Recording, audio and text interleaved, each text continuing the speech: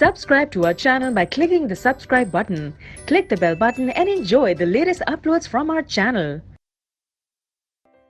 Question 21.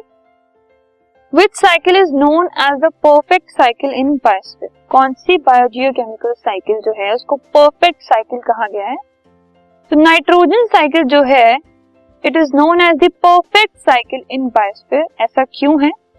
क्योंकि it maintains the total amount of nitrogen constant in atmosphere, water and soil. क्योंकि nitrogen cycle की वजह से जो नाइट्रोजन कंटेंट है, जो अमाउंट ऑफ नाइट्रोजन है, वो एटमॉस्फेयर में, वाटर में, सॉइल में हर जगह कांस्टेंट रहता है.